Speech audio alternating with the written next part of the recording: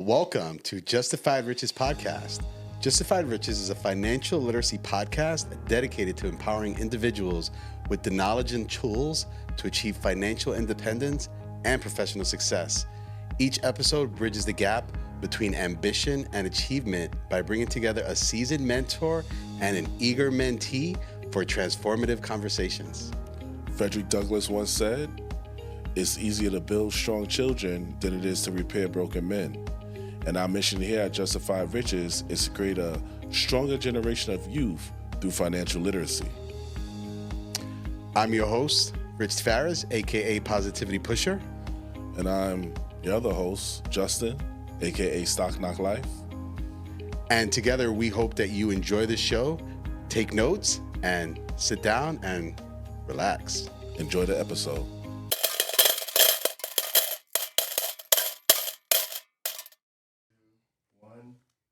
All right, welcome to another episode of Justified Riches. We got a great episode planned for us this afternoon, and this is gonna be great, man. So I'm your host, Justin, aka Stock Knock Life, and this is my other co-host. How you doing? Richie Tavares, aka Positivity Pusher, and we are happy to have you here. Yo, we have a really special moment here. I mean, if you was here, you could feel the energy, but hopefully you feel it through the camera. We have here like the most amazing school right here in a group, so I'm not even gonna like try to introduce you guys. Please like share with us who we have the pleasure of hosting here at Knob Studios. My name is Khalid Reese. I'm in 10th grade and I attend Eagle Academy for Brooklyn. Peace, brothers. Thank you for the invitation. My name is Mr. McCoy, assistant principal at Eagle Academy, Brooklyn. So at Eagle, they have this great program that started last year called Boss Move Mondays. So if you want to just tell the audience, AP McCoy, like what is Boss Move Mondays and how they come about, and you know what is planned for the future with Boss Move Mondays. Sure, absolutely. So Eagle Academy has been in the business for 18 years without a break in service. And Principal Rashad Mead been doing a series of town halls. One of the town halls that stood out was, do you want to be a boss or do you want to be a laborer? With AI approaching and evolving, it's going to put you in two different categories, right? You want to be in a position where you can dictate and make the decisions. So out of being a boss and being a laborer, we researched and looked at all of the jobs that are projected to go away within the next 5 to 10 years, and then all of the jobs that will essentially be sustainable. And one of the bottom lines are, it comes down to a test. So to be a plumber, you get a certain amount. To be a licensed master plumber, you get more. So the magic sauce was the 70.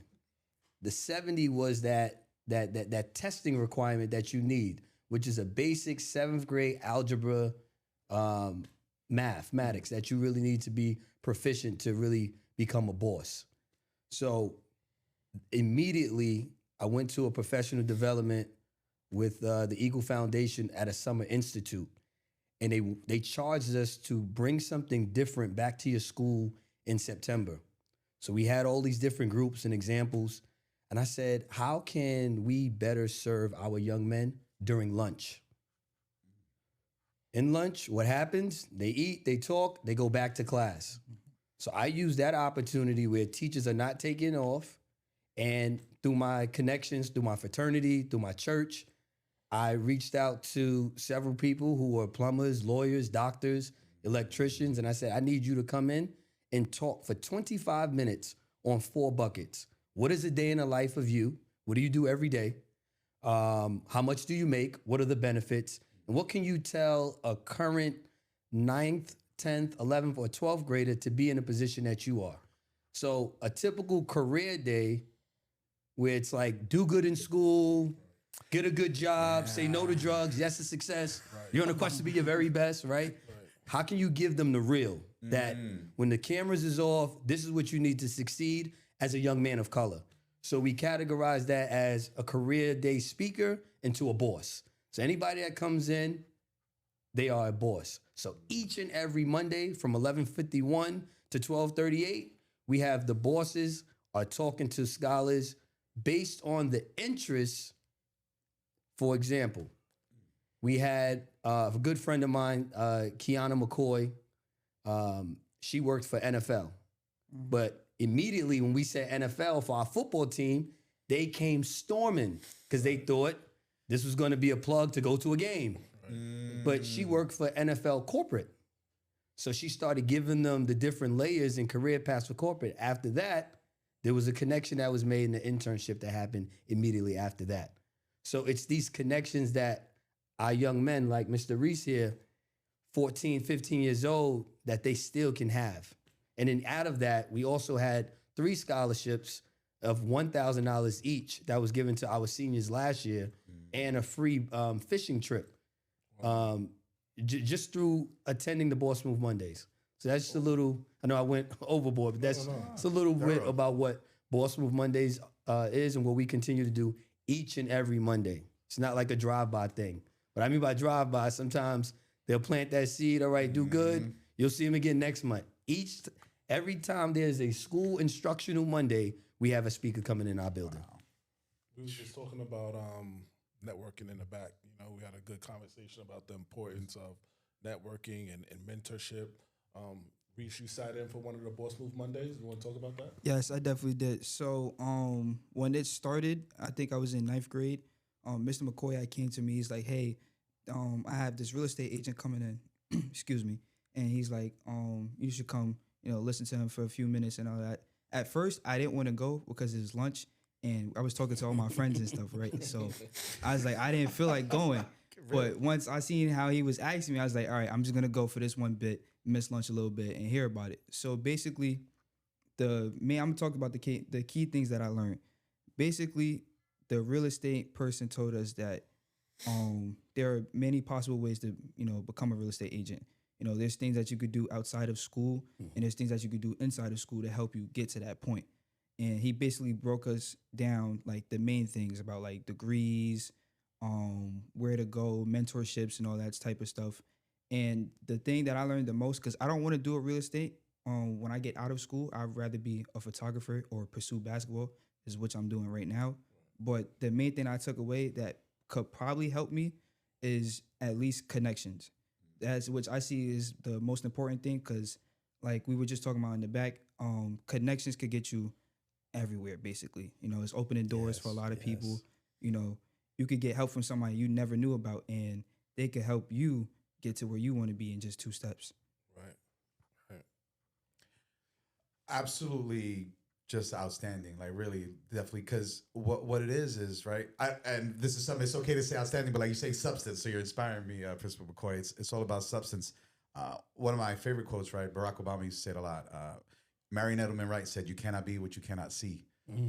And to me, like that has been more powerful than any book. While I've educated myself and so forth, like Bert Lurch, one of my mentors, when you see these individuals, so what you're doing is like so profound. Because like you said, it's not so much whether you want to be in that industry, but that vibe, man, this is somebody from my community. Wow, this is somebody from a similar network. Man, this is somebody too who probably felt like weird or maybe different, excelling or getting out of their environment, right? Because some people are drawn to stick in there, and then it gets a little weird when you're trying to grow. So, man, I'm excited. I want to be like, let me know when I could like join. Theo, we joined it.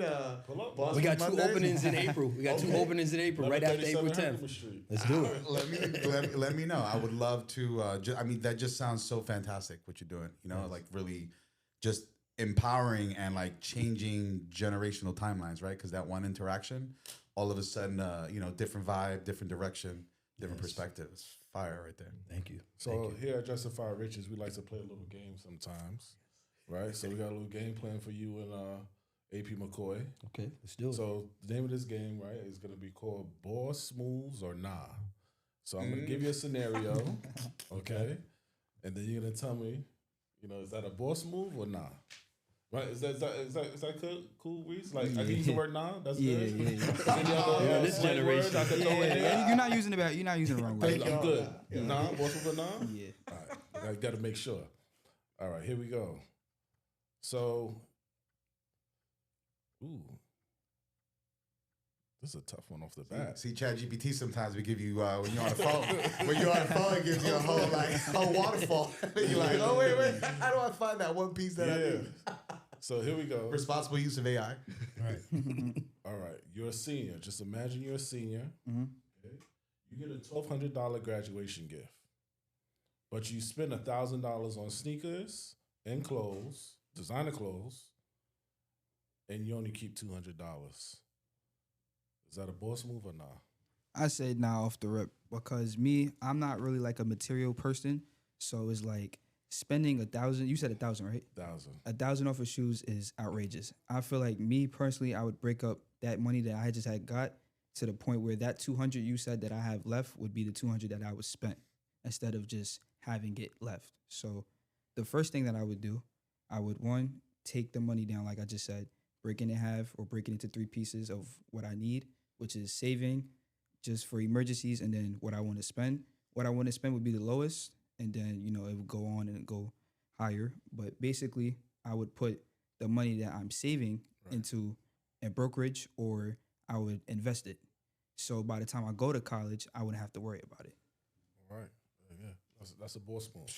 Hardcore boss move. Where'd you learn that? Where'd you? Mr. Aruz. It's a good boss move. Good boss move. This scenario too, right? And you kind of touched on it already, but we're gonna shout this out to all Eagle Academy students. This scenario. So, Mr. AP McCoy plans a fabulous Boss Move Monday, where he has several entrepreneurs coming through, right, to talk about how to start your own business. However, you want to go to lunch to talk to the homies. That's a good question. Eagle JV just lost a Jeff. I don't like to say that on camera. But you have a lot to discuss. Yeah, that is a lot to discuss. What are we doing? I'm gonna pick the smarter choice and go and see the entrepreneurs. One, because my parents, since I was young, been pushing me, and my aunt especially, she's an entrepreneur herself. So it's like I learned half of it already, but I want to learn it from somebody else who's in another. What would I say? I would say like another place as her, because when she does entrepreneur, she would do stocks and stuff and day trading, but it could be an entrepreneur in there that does long-term trading or doing trading while in a business. So I would actually want to go learn about that instead of talking about something else. Right. What do you have to say, AP McCoy, to some of the scholars out there who, sometimes they feel like they have a heavy decision to make at lunchtime? Should I pull up to Boss Move Mondays or? I would say boss moves and nah for that conversation, because that conversation can happen at 3:06 right after ninth period. That conversation can happen during UGMA, during advisory. There's other ways, but when people are coming in for free 99 to give you game, we're not giving anybody $1. Right. We're just asking for a photo for the yearbook when they're seniors that they can remember that experience. That 25-minute conversation can go so far. We always follow up and tell them, somebody better get their number, somebody better get their email, and every holiday you should be wishing them a Merry Christmas, Happy New Year, whether they Jehovah's Witness or not. You let them know. Hey, we met at Boss Move Mondays in that little small room. It's important that we connect. It's crazy that you said that, because me and him went on a Syracuse trip last year in 9th grade, and I got to speak to the women's basketball coach, right? So the thing about it was, I was excited to be there because Syracuse is one of my top 5 colleges. I have Duke, Kansas, Kentucky, Syracuse, and the University of South Carolina, right? So when me and him spoke when we left, he was like, hey, you should email her and, get in touch with her and the other coach. And I did that. And the main thing that I took from what he said and from what they have told me, the more I interact with them, the more likely they're going to give me a scholarship. So when I got home, that's immediately what I did with my mom. Wow, man. I'm very impressed the way you articulate yourself, man. Yes. Something happens here when you pick up that microphone. in the classroom, I don't know.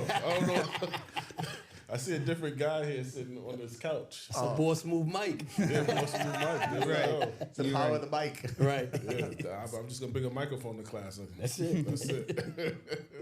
I heard Theo in the background chime in, talk about networking and the follow-up there, Theo.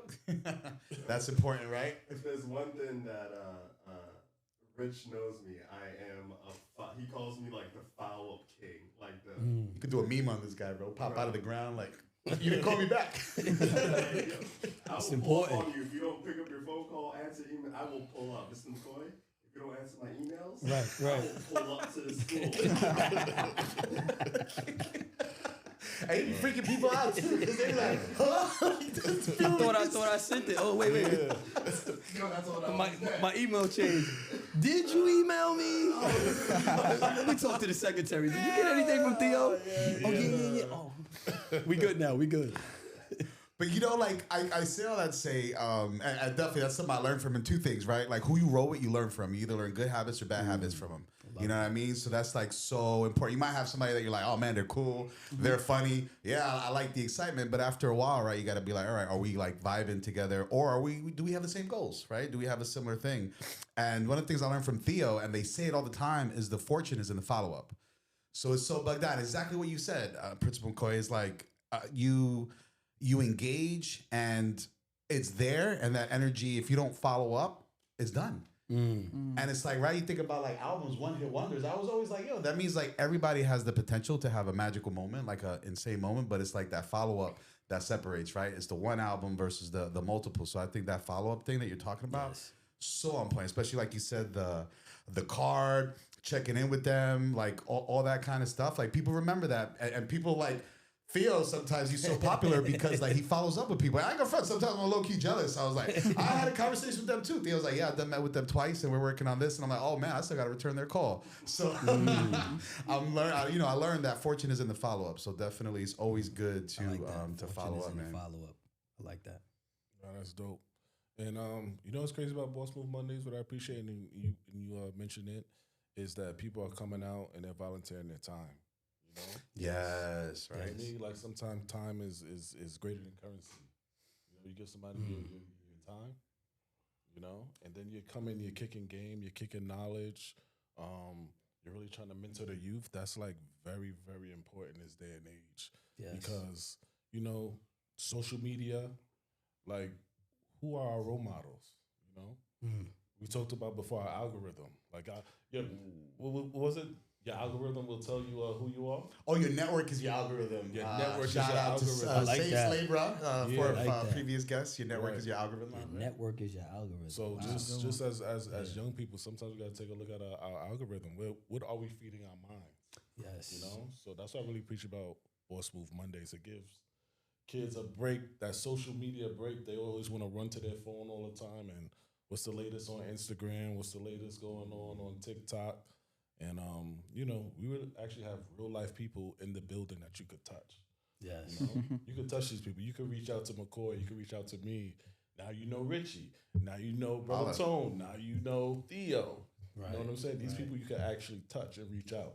So that's very important. Creating connections. Yes. What would you say was during Boss Moves Monday? Each of you, like one moment that was maybe shocking or unexpected, or like a memorable, right? Because you've had so many, but certainly there's probably one or two that you could immediately think about. For me, I'd probably say when he said how much money he made. So I'm used to, you know, just hearing like, oh yeah, I make a bunch of money, I'm a billionaire, gazillionaire, or however you would call it, right? But the way he told me, like how he break it down, it was surprising. It is like I see myself in that same position that he's in with that type of money when I get older. So when he said that, I really keyed into what he started saying, and I feel like that was probably the most important thing. This was the real estate agent. Yes. Can we say his name, or let's say give him a shout out, or kind of?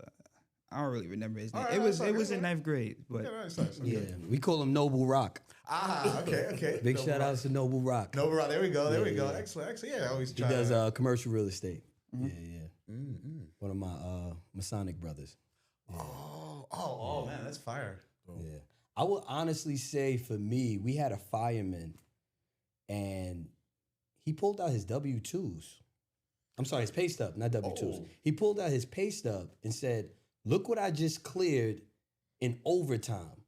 And when the boys saw those amount of zeros, they was like, wait, you made that in 2 weeks?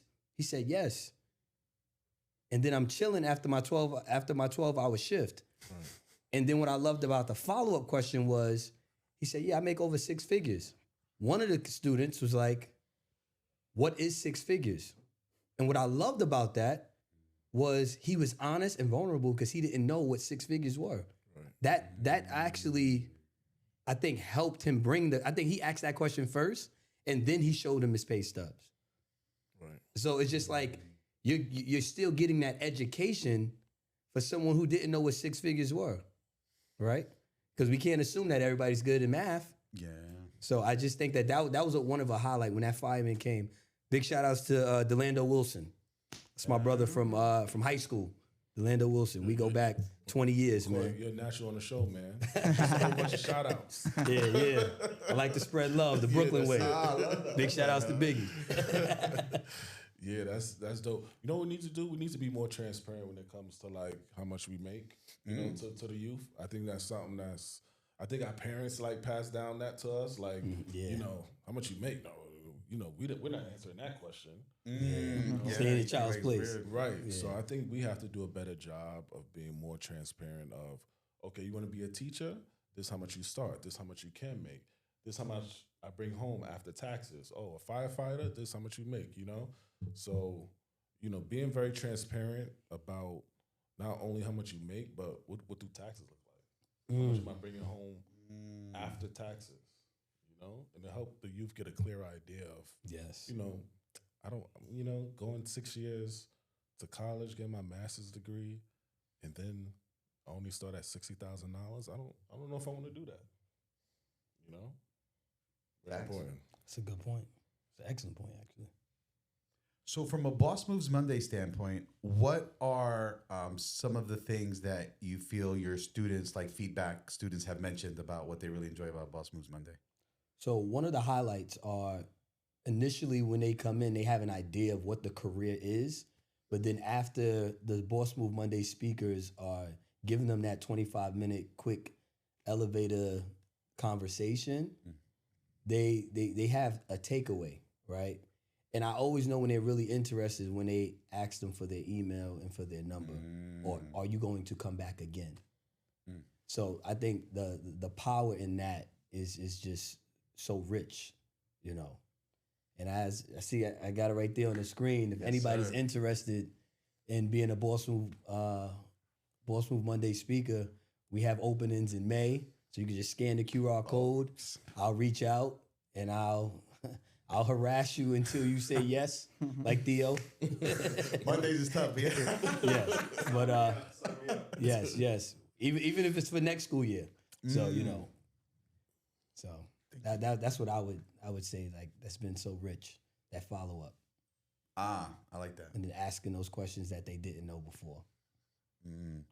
All right, so we almost at a crossroads here. Yeah, 22 minutes. You want to wrap it up? Yeah, we're gonna wrap it up. So before we wrap it up, I want to appreciate you, AP McCoy. Thank you.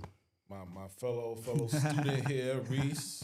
Thank all you. right, he's like top 3 in my class. Top one. Top one. Takes pride. Show the grade book. Don't make me have to open up Jupiter right now. right. All right, that's our grading little app, Jupiter. Oh, Jupiter?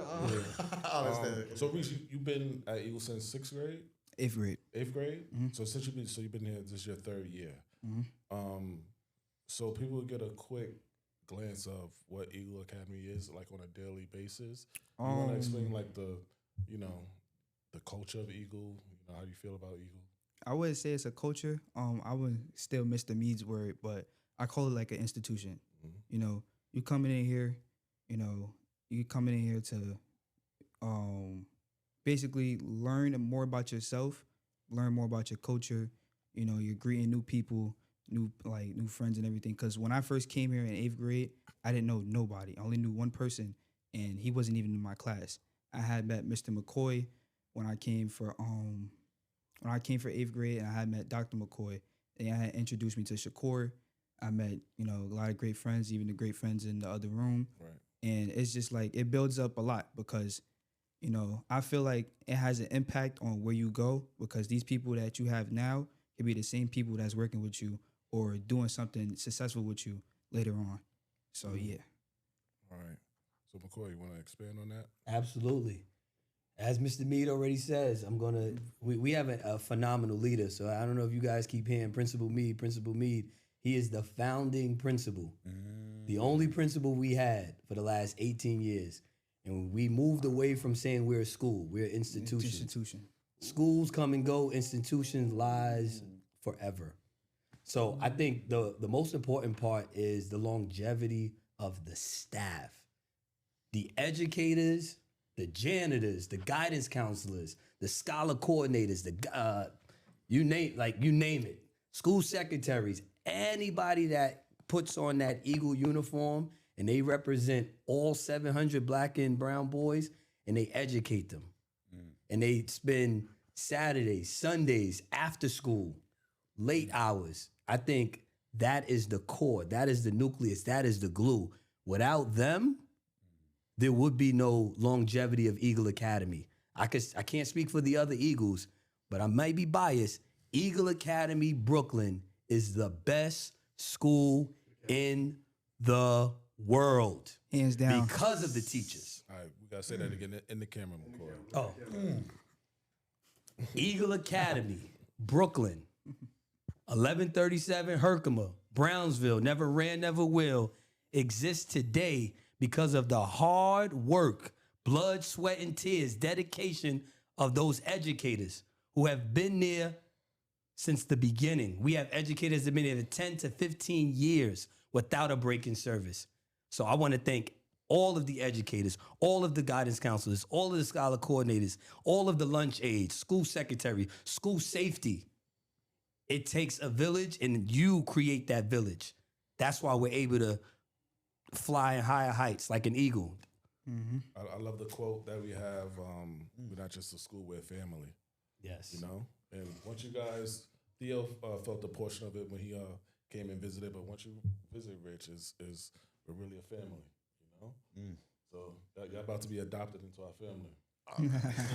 And there's nothing you can do about that. There's nothing. I'm in. Yes, Definitely. yes. Take us away, Rich. Yes. So we have had, an amazing discussion right here. Some of the beautiful things we've heard is vulnerability, right? Sometimes we're always trying to be perfect. Sometimes we're always trying to front. And one of the things you covered, AP McCoy, was the fact that these professionals come in not trying to flex or not trying to show a fake persona, but they're coming in with vulnerability. Yes. So to make sure the students really, really, really get and understand that. I like what you would say, these professionals, they're approachable. They're having conversations. Right, it's one thing to go off a script in a presentation, but actually like to go in the middle of it is like profound.